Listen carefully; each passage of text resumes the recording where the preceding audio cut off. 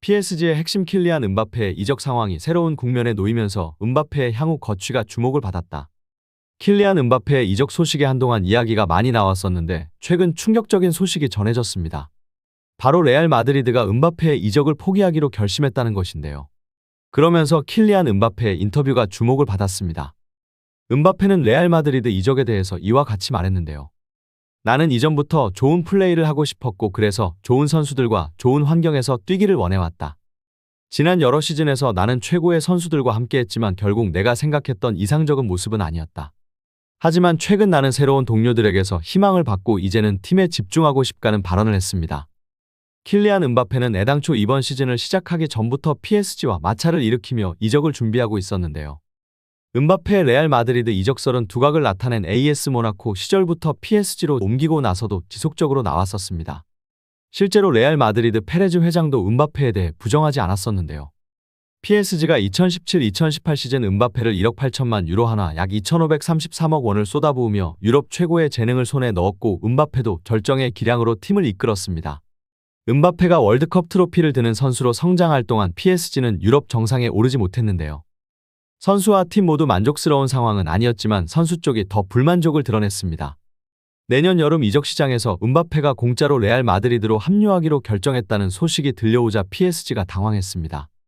내년 여름이 되면 음바페를 FA 자유 계약 신분으로 놔줘야 하는데 그렇게 되면 2,500억이 넘는 돈이 순식간에 없어지는 것인데요.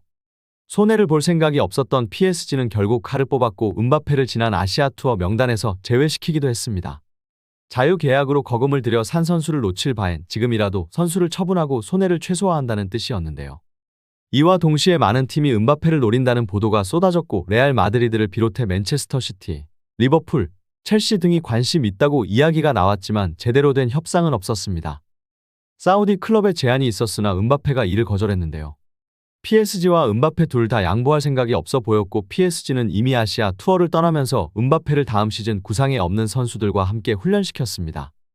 당시 복수의 현지 매체에서는 음바페가 불안해하지 않는다. 오히려 훈련이 없는 날에는 휴가를 보내며 여유롭게 시간을 보낸다라고 전했습니다. 그런데 분위기가 갑자기 바뀌었고 PSG와 음바페가 극적으로 화해했는데요. 빌트는 레알 마드리드가 카림 벤제마의 대체자를 영입하지 않았다. 호셀루만 데려왔다. 현재 레알 최전방은 호드리고가 뛰고 있다. 이것은 장기적인 해결책이 아니다라고 전했습니다. 이어서 레알 마드리드는 음바페를 즉시 원하고 있다. 오렐리엥 추아메니와 주드 벨링엄을 영입한 것에서 미래를 준비하고 있다는 것을 알 수 있다라며 음바페 영입 준비에 대해 근거를 제시했습니다. PSG는 어떻게든 음바페를 지키고 싶었으나 그가 보너스를 포기하면서 이적을 수긍하는 분위기다라고 밝혔는데요. 하지만 최근 카데나 세르의 보도에 따르면 레알은 이미 음바페 영입을 배제했다. 그가 파리 생제르맹과 계약을 연장하지 않고 내년 여름 클럽을 떠나기로 결심했더라도 더 이상 음바페 영입을 고려하지 않을 것이라고 보도했습니다. 레알이 영입을 꺼려하는 세 가지 이유를 나열했는데요.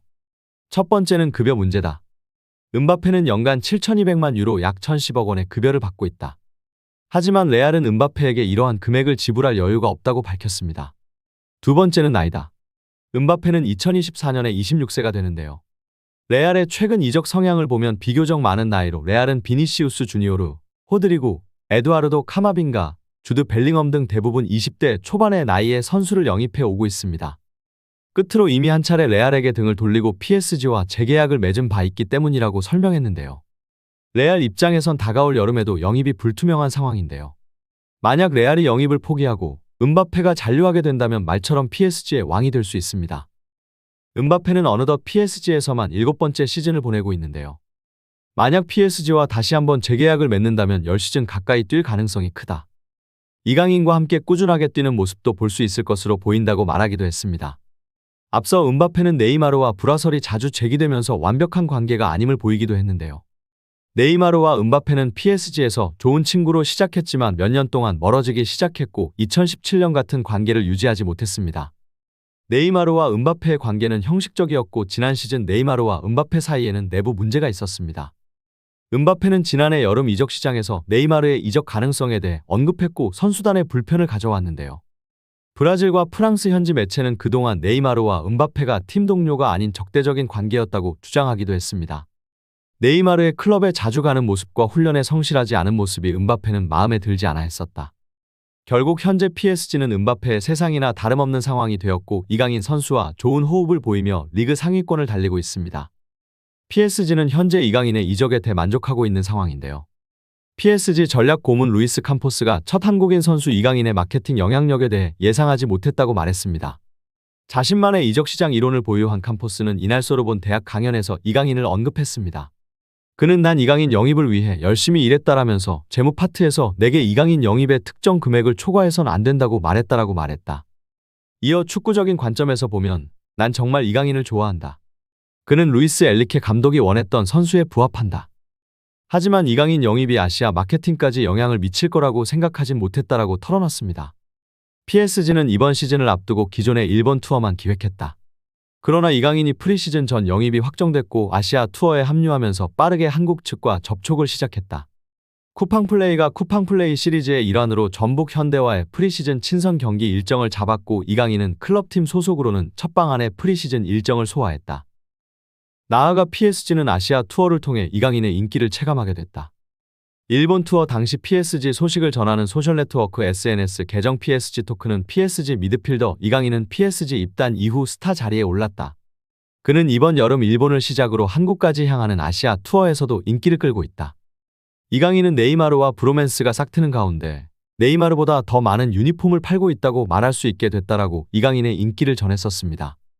매체는 RMC 스포츠 소속 유력 기자 파브리스 호킨스의 보도를 인용하며 파브리스 호킨스는 이강인과 네이마르가 일본 투어에서 가장 많은 팔로워를 보유한 PSG 스타라고 전했는데요. 현재 매장에서 가장 많은 유니폼이 팔린 선수로도 이강인이 선두를 달리고 있으며 네이마르와 마르퀴뇨스가 그 뒤를 잇고 있다라며 이강인의 유니폼 판매량이 슈퍼스타 네이마르와 PSG 주장 마르퀴뇨스를 제친 팀 내 1위라고 설명했습니다. 이강인의 아시아 내 인기는 이미 PSG 구단 SNS 계정과 프랑스 매체들의 보도에 의해 증명된 바 있는데요. 프리시즌부터 시작된 이강인의 인기는 시즌 중 유니폼 판매에서도 드러났습니다.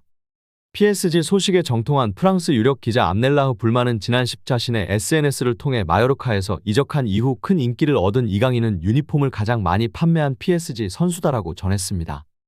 불만은 이강인의 판매량에 대해 음바페보다 약간 앞선다라며 PSG와 프랑스를 대표하는 최고의 스타 음바페까지도 유니폼 판매량에서 이강인에게 밀렸다고 밝혔습니다. 이강인의 PSG 유니폼은 파리 현지는 물론 한국 내에서도 불티나게 팔리며 사실상 최근 패션 트렌드 중 하나인 블록코어의 아이템으로 큰 인기를 끌었는데요. PSG의 주전 미드필더로 도약하기 시작한 이강인은 최고의 마케팅 콘텐츠로도 영향력이 입증되며 올여름 PSG 최고의 영입 중 하나로 손꼽히게 됐습니다. 대부분의 팬들도 이강인 선수의 영입에 물음표를 보였지만 리그가 진행되고 2위를 달리고 있는 현재 이런 의문들은 다 사라졌는데요.